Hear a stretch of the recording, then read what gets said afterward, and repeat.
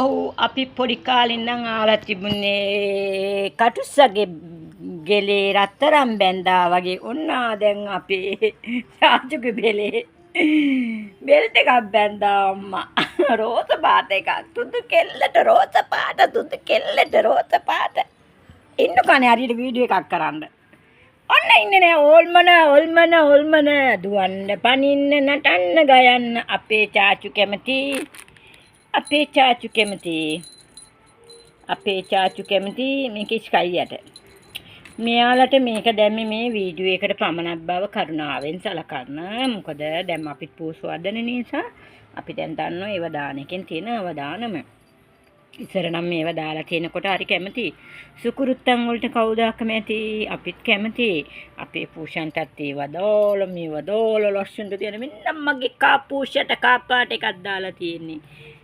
ඔයාගේ ඩිං ඩොං බෙල් එක පෙන්නන්නකෝ. කො ඩිං ඩොං බෙල් මෙන්න ඉන්නවා. ටංග ඉන්නවා. දුවන්න ඉස්කයිය දුවන්න චාචු දුවන්න. ඉස්කයිය පැනලා ගියා. චාචු පෙන්න අයියේ මල්ලි එතන දෙලා ස්ට්‍රයික්. කො චාචු අනේ අන්තිමට චාචුට වෙච්ච දෙයක් දෙයියනේ. බෙලේ බැඳ ගන්න උනා ගෙජ්ජියක්. අල්ලන්නත් බෑ ගෙජ්ජිය.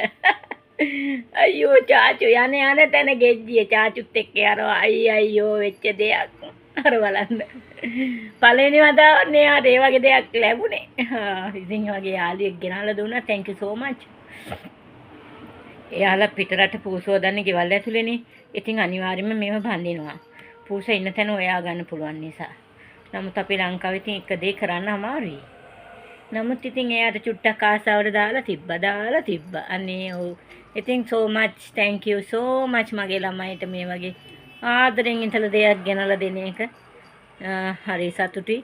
කවදා ලංකාවට ආවත් මගේ ළමයි බලන්න එනවා. ඒකටත් ගොඩාක් ස්තුතියි.